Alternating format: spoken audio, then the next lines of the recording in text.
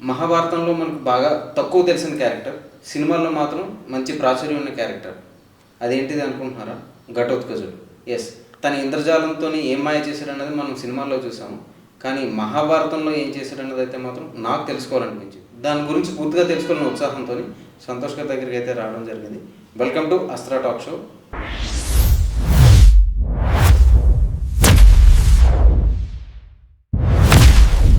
So ఈరోజు character వచ్చేసి ఘటోత్కచుడు.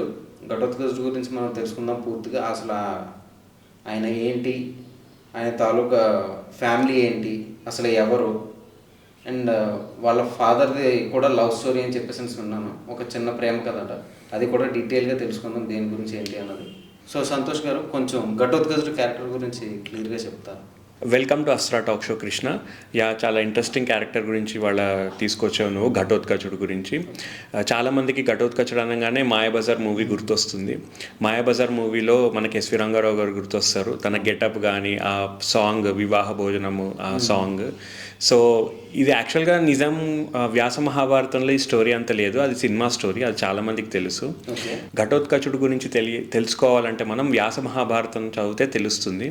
So అసలు ఘటోత్కచుడు జననము, అసలు ఘటోత్కచుడు ఎంత గొప్ప వీరుడు, ఎంత పరాక్రమవంతుడు, అది తెలుసుకునే ముందు అసలు ఘటోత్కచుడు జననం ఎలా జరిగింది అనేది తెలుసుకోవాలి మనము. సో మనము మహాభారతం కనుక చదివితే వ్యాస మహాభారతం, అందులో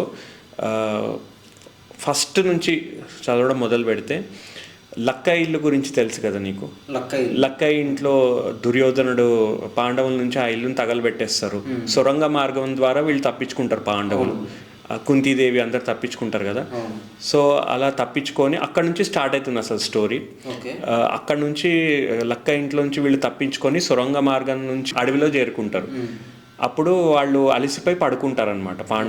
పాండవులు కుంతీదేవి అందరు పడుకుంటారు. చాలా దాహం కూడా వేస్తుంది వాళ్ళకి, కానీ ఎంత అలసిపోతారంటే అలా పడుకుంటారనమాట.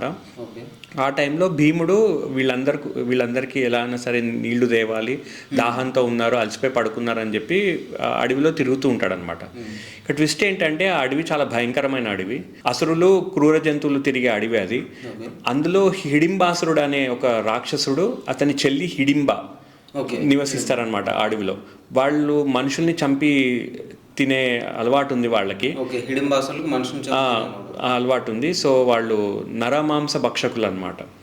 సో వాళ్ళకి హిడింబాసురుడికి తెలుస్తుంది ఎవరో మనుషులు వచ్చారు ఈ అడవిలోకి అని చెప్పి. వాళ్ళు పసిగట్టగలుగుతారు కదా రాక్షసులు. వెంటనే తన చెల్లికి చెప్తాడు, హిడింబికి, ఎవరో నరులు వచ్చారు మానవులు, వాళ్ళని చంపి వండి తీసుకోరా అని చెప్పి చెప్తాడనమాట.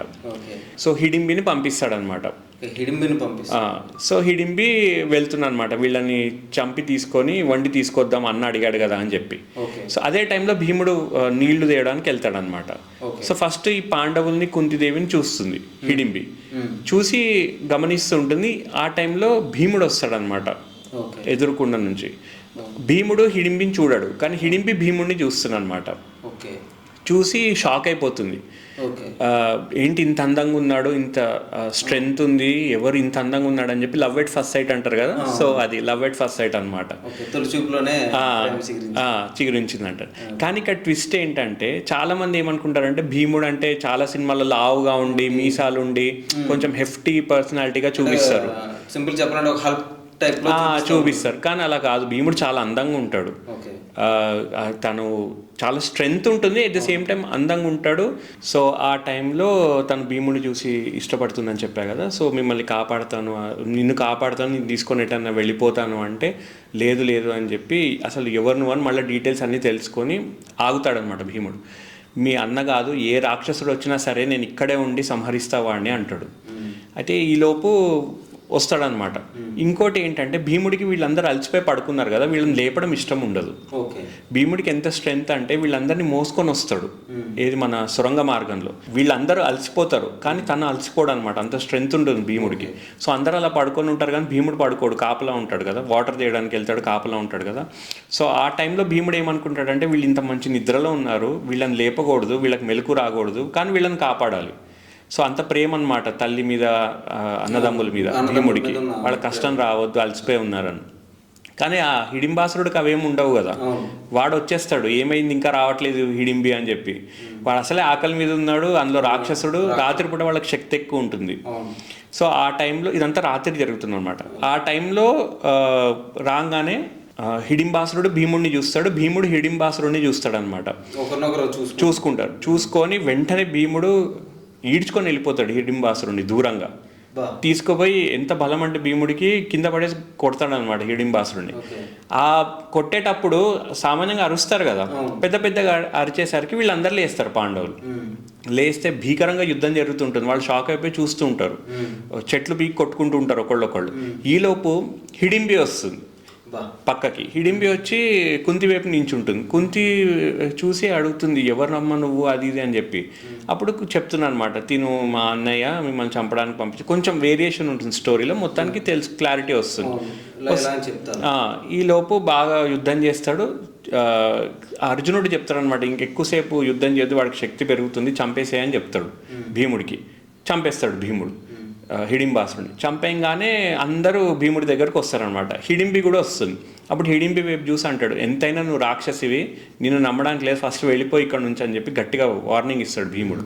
అప్పుడు కుంతిని పక్కకు పిలిచి చెప్తుంది హిడింబి, నాకు ఇలా మీ అబ్బాయి అంటే ఇష్టం చాలా, నేను చెప్పాను జరిగిందంతా, సో తనంటే నాకు చాలా ఇష్టము, నేను మీ కోడలు అవ్వాలనుకుంటున్నాను అది ఇది అని.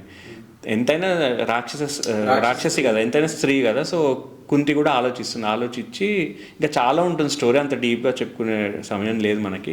సో ధర్మరాజుతో మాట్లాడుతుంది. ధర్మరాజు కూడా అలా మాట్లాడొద్దని చెప్పి భీముడితో చెప్పి, తను ముందే చెప్పింది కదా అని చెప్తే, అంటే ధర్మరాజుకి పెళ్లి కాకుండా భీముడు చేసుకోలేడు కదా, కానీ ఈ స్పెషల్ సర్కమ్స్టాన్సెస్లో చేసుకోవచ్చు అనమాట కొన్ని సందర్భాల్లో. సో నువ్వు చేసుకో పర్లేదు పెళ్ళి అని చెప్తే భీముడు అప్పుడు ఒప్పుకుంటాడు హిడింబిని పెళ్లి చేసుకోవడానికి. అంటే యాక్చువల్గా ఏంటంటే అసలు అంటే కథలో ట్విస్ట్ చూడండి, దేవుడు ముందే డిసైడ్ చేసేస్తాడు డెస్టినీ అనేది. ఎలా అంటే ఇప్పుడు ఒకవేళ హిడింబి కనుక చూడకపోయి ఉంటే భీముడిని, వేరేలాగా ఉండే స్టోరీ. ఒకవేళ వీళ్ళు పెళ్లి కొప్పుకోకపోయి ఉంటే వేరేలాగా ఉండేది. ఎందుకు ఇదంతా జరిగింది? ఫ్యూచర్లో పాండవుల్ని రక్షించడానికి ఒక వ్యక్తి పుట్టాలి, ఒక రాక్షసుడు పుట్టాలి. అది వీళ్ళిద్దరి వల్ల, వీళ్ళకి కలిగే సంతానం వల్ల ఒక ఉపకారం జరుగుతుంది పాండవులకి. అందుకే దేవుడు ప్రణాళిక అన్నమాట ఇదంతా. లేకపోతే చంపాలని వచ్చిన రాక్షసికి భీముడిని చూసి ఇష్టపడి పెళ్లి చేసుకోవడం ఏంటి? సో అది ట్విస్ట్ అనమాట.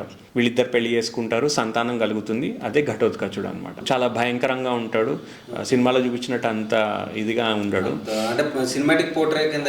ఉండడు. సో పుట్టంగానే తొందరగా యవ్వనం వస్తుంది. ఆ టైంలో వీళ్ళతో చెప్తాడనమాట అర్జునుడితో యుధిష్ఠిరుడితో అందరు చెప్తాడు, నాకు ఈ పిశాచి శక్తులు, ఈ రాక్షస శక్తులు అంటే చాలా ఇష్టం నాకు. సో వీటిని నేను బాగా నేర్చుకుంటాను, వీటితో ఎక్కువ ఇన్వాల్వ్ అయి ఉంటాను నేను అని చెప్పి వెళ్ళిపోతాడు అనమాట. సో మళ్ళీ ఘటోత్కచుడు ఎప్పుడు వస్తాడంటే మహాభారత యుద్ధంలో వస్తాడు. సో వీళ్ళకి నేర్చుకుంటాడు, ఆటోమేటిక్గా వచ్చేస్తాయి. ఎంతైనా అసురుడు కదా, ఆటోమేటిక్గా వచ్చేస్తాయి విద్యలు. సో చాలా పవర్ఫుల్ అనమాట. సో ఒకానొక స్టేజ్లో కురుక్షేత్ర యుద్ధంలో భగదత్తుడు అనే ఒక రాజు ఉంటాడనమాట, నరకాసురుడు కొడుకు అనమాట. చాలా పవర్ఫుల్ అతను కూడా. అతని దగ్గర ఒక ఏనుగు ఉంటుంది సుప్రతీకం అని చెప్పి. ఆ సుప్రతీకం ఎంత పవర్ఫుల్ అంటే ఎవ్వరు ఆ ఏనుగుని ఓడించలేరు అనమాట. ఆ ఏనుగు మీద కూర్చొని యుద్ధం చేస్తాడు భగదత్తుడు. ఘటోత్కచుడు ఎంత ఇదంటే ఒక మాయ ఏనుగును సృష్టిస్తాడు, సుప్రతీకం కంటే పెద్దది, చేసి యుద్ధం చేస్తాడు భగదత్తుడితో. భగదత్తుడు ఒక స్టేజ్లో ఓడిపోతాడు అనుకుంటారు అందరూ. ఆ టైంలో భీష్ముడు ద్రోణాచార్యుడిని పంపించి మొత్తం కాపాడేటట్టు చేస్తాడు భగదత్తుడిని. సూర్యాస్తమయం అయిపోవడంతో భగదత్తుడు తప్పించుకుంటాడు. అంత భీకరంగా యుద్ధం చేస్తాడు. తర్వాత ఏమవుతుంది, ఐరావణుడు అని చెప్పి ఒక ఉంటాడు, అర్జునుడికి ఉలూపుకి పుడతాడు. సో వరుసకి తమ్ముడు అవుతాడు కదా ఘటోత్కచుడికి. సో ఐరావణుని చంపేస్తాడు అలంబసుడు అనే రాక్షసుడు. కౌరవుల వైపు కూడా ఇద్దరు రాక్షసులు ఉన్నారు, అలంబసుడు అలాయుధుడు అని చెప్పి. సో అలంబసుడు ఐరావణుని చంపేస్తాడు. అంటే ఘటోత్కచుడికి వరుసకి తమ్ముడు, అర్జునుడు కొడుకు అనమాట, ఇంకో కొడుకు. సో ఆ కోపంతో అలంబసుడిని చంపేస్తాడు ఘటోత్కచుడు చంపి తల వేరు చేసి దుర్యోధనుడు రథం మీద పడేస్తాడు అనమాట. అంత భీకరంగా యుద్ధం చేస్తాడు. తర్వాత మళ్ళీ అలాయుధుడు అనే రాక్షసుడిని పంపిస్తాడు. ఆ రాక్షసుడితో కూడా యుద్ధం చేసి, ఇదంతా ద్రోణ పర్వంలో జరుగుతుంది, ఆ అలాయుధుడు అనే రాక్షసుడిని కూడా చంపి తల పీకి దుర్యోధనుడు రథం మీద పడేస్తాడు అనమాట. అంత భీకరంగా ఉంటాడు ఘటోత్కచుడు. సో తర్వాత కర్ణుడిని కూడా చంపేస్తా అంటాడు అనమాట. ఆ టైంలో ఒక్కసారి గాల్లోకి వెళ్ళి రాత్రిపూట శక్తి ఎక్కువ ఉంటుంది. ప్రీవియస్ ఎపిసోడ్స్లో మనం చెప్పుకున్నాం 14th డే నైట్ కూడా యుద్ధం జరిగిందని చెప్పి. ప్రీవియస్ ఎపిసోడ్లో నేను చెప్పా ఘటోత్కచుడు రథం ఎలా ఉంటుంది అని. మొత్తం ఎలుగు వంటి చర్మాలు కప్పు ఉంటాయి, భయంకరంగా ఉంటుందని చెప్పి. అవును, యా. సో ఆ టైంలో ఒక్కసారి పైకి వెళ్ళి మొత్తం వాన కురిపించినట్టు కురిపిస్తాడు. ఏంటి, బాణాలు, కత్తులు, చెట్లు, అంత కౌరవ సైన్యం మీద పడి చచ్చిపోతారు అనమాట. కౌరవ సైన్యం తట్టుకోలేరు అనమాట. ఆ టైంలో నెక్స్ట్ కర్ణుడిని చంపేద్దామని రెడీ అవుతాడు ఘటోత్కచుడు. ఆ టైంలో వెళ్ళి బతిమలాడతారు అందరూ, నువ్వు ఆ శక్తి అనే ఆయుధం వాడే, శక్తి వాడే, అర్జునుడి సంగతి తర్వాత ఫస్ట్ వాడే నువ్వు శక్తి అని. ఆ టైంలో శక్తి అనే ఆయుధం వాడతాడు ఘటోత్కచుడి మీద కర్ణుడు. వాడడంతో ఘటోత్కచుడు చనిపోతాడు అనమాట. ఇక ట్విస్ట్ ఏంటంటే, శక్తి ఆయుధం కనుక కర్ణుడు అర్జునుడి మీద వాడుంటే అర్జునుడు చనిపోయేవాడు. అందుకే ఘటోత్కచుడు చనిపోగానే కృష్ణుడు నృత్యం చేస్తాడు. ప్రీవియస్ ఎపిసోడ్లో చెప్పాను. అప్పుడు చెప్తాడు, ఎవరనుకుంటున్నావు, మరో రావణాసురుడు ఘటోత్కచుడు. ఇప్పుడంటే మీకు సపోర్ట్ చేశాడు, ఎంతైనా రాక్షసుడు, విష్ణుద్వేషి. మళ్ళీ నేను ఘటోత్కచుడిని చంపాలంటే ఇంకొక అవతారం తీసుకొని రావాలి అని చెప్పి. సో అర్జునుడు బతికిపోయాడు అనమాట. ఆ శక్తి అనే ఆయుధం కర్ణుడు ఘటోత్కచుడి మీద వాడాడు కాబట్టి అర్జునుడు సేఫ్ అనమాట. అంటే డెస్టినీ ముందే ఎలా డిసైడ్ అవుతుందో చూడండి. ఫ్యూచర్లో ఒక ఆపద వస్తుంది, ఇలాంటి అస్త్రం ఒకటి వాడతాడు కర్ణుడు, కాబట్టి అది డైవర్ట్ అవ్వడానికి ఒక ఇది కావాలి. అదే ఘటోత్కచుడు అనమాట. సో ఘటోత్కచుడు పుట్టడం కూడా కారణ జన్ముడు. ఒక రకంగా చెప్పాలంటే అర్జునుడిని కాపాడాడు ఘటోత్కచుడు. అంటే అసురుడైనా సరే మంచి కోసం ఉపయోగపడ్డాడు. అంటే ఇప్పుడు భీముడు, హిడింబి ఈ లవ్ స్టోరీ ఏవి జరగకపోయి ఉంటే అసలు ఘటోత్కచుడు పుట్టేవాడు కాదు. అర్జునుడు మీద వాడేవాడే కర్ణుడు. ఇంకొక ట్విస్ట్ ఏంటంటే, ఈ అస్త్రం చాలా రోజుల నుంచి కర్ణుడి దగ్గర ఉంది కదా, మరి ఎందుకు స్టార్టింగ్లోనే వేసేయచ్చు కదా ఈ ఆయుధం అర్జునుడి మీద. అప్పుడు కృష్ణుడు చెప్తాడు దానికి, ఇన్ని రోజులు కర్ణుడు మైండ్ పనిచేయకుండా చేసింది నేను, అస్త్రం ఒకటి ఉంది, ఒకటి వెయ్యాలి అర్జునుడి మీద అని చెప్పి మైండ్లో థాట్ రావాలి కదా, థాట్ రాకుండా చేసింది నేను, అది ఎప్పటికప్పుడు వాడతాడు కర్ణుడు, తప్పదు కాబట్టి ఘటోత్కచుడి మీదకి డైవర్ట్ అయిందని చెప్పి చెప్తాడు అనమాట. సో అంత డెస్టినీ ఇది, ఘటోత్కచుడు పుట్టడము చనిపోవడం అంత డెస్టినీ అనమాట. దానివల్ల అర్జునుడు బతికిపోయాడు, ధర్మం గెలిచింది. సో మళ్ళీ ఏంటి, ఇప్పుడు వరకు ఉన్నాడు ఓకే వీళ్ళ సపోర్ట్గా, ఫ్యూచర్లో మళ్ళీ రాక్షసుడు కదా, ఎప్పటికన్నా ఎగెన్స్ట్గా చేస్తాడు. అందుకు కృష్ణుడు తన టైం కూడా అయిపోయిందని చెప్పి చెప్పేస్తాడు అనమాట. సో అది ఘటోత్కచుడు గొప్పతనం. ఘటోత్కచుడు లేనిది మహాభారతం లేదు అసలు చెప్పాలంటే. అవును, మరి అంటే అంత నైట్ టైంలో అంత యుద్ధం జరిగింది అంటే మరి ఘటోత్కచుడు సాయంతోనే జరిగింది. ఇంకా నైట్ యుద్ధం అయిపోయింది కాబట్టి ఘటోత్కచుడు తాలూకా క్యారెక్టర్ కూడా అక్కడతోటే ఎండ్ అనమాట.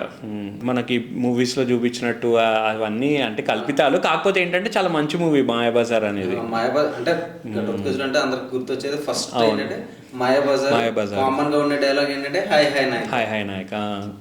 అవన్నీ కల్పితాలు కానీ చాలా బాగా తీశారు ఆ మూవీ. దానివల్ల చాలామందికి తెలిసింది ఘటోత్కచుడు గురించి కూడా. సో మహాభారతం చూసుకుంటే డిఫరెంట్గా ఉంది. మహాభారతం చదివితే ఘటోత్కచుడు కొడుకు కూడా ఉన్నాడు, అంజనపరుడు అని చెప్పి. అతన్ని అశ్వత్థామ సంహరిస్తాడు. సో ఘటోత్కచుడు అంటే భీముడికి మనవాళ్ళు కూడా ఉన్నారనమాట. సో అవన్నీ క్లియర్గా చదివితే మనకి అర్థమవుతాయి. ఓకే, మహాభారతం అనేది చాలా ఒక సముద్రం లేండి, దాని నుంచి తెలుసుకునేటట్టు. అవును, కానీ కర్ణుడు శక్తి అనే ఆయుధం వల్ల అంటే మనలో ఉన్న ఒక పవర్ కూడా ఒక్కొక్కసారి మనకు కనిపించదు, అది టైం వచ్చినప్పుడు మనకు గుర్తొస్తుంది అన్నట్టు. అది గుర్తు వచ్చేది రాంది అంటే ఇప్పుడు ధర్మం ఇంపార్టెంట్. కృష్ణుడు ధర్మం కోసం అవతారం ఎత్తాడు. సో ముందే కనుక కర్ణుడికి అస్త్రం గురించి గుర్తొచ్చి ఉంటే వేరేలాగా ఉండేది మహాభారతం. సో కృష్ణుడే ఆ థాట్ రానికుండా ఒక్కొక్కసారి మనకు గుర్తురాదు చూడండి. సో మాయ ఇదంతా. సో విష్ణుమూర్తి విష్ణు మాయ. సో కృష్ణుడు ఆ మాయ క్రియేట్ చేసి ఒక అస్త్రం ఉంది, అది అర్జునుడి మీద వెయ్యాలి అని చెప్పి థాట్ రానికుండా చేశాడు కర్ణుడికి.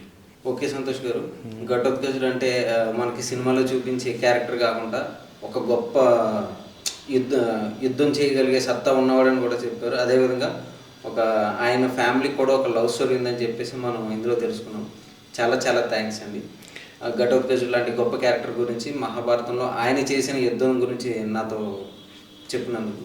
ఘటోత్కచుడు యొక్క గొప్ప యుద్ధ నీతి అండ్ ఆయన ఫ్యామిలీ తాలూకు ఇది అంటే ఫ్యామిలీ అనకూడదు, ఒక ఆయన ఎందుకు జన్మించాడు, కారణ జన్ముడు ఎట్లా అయ్యాడు అనేది చాలా గొప్పగా వివరించినందుకు చాలా చాలా థ్యాంక్స్ అండి.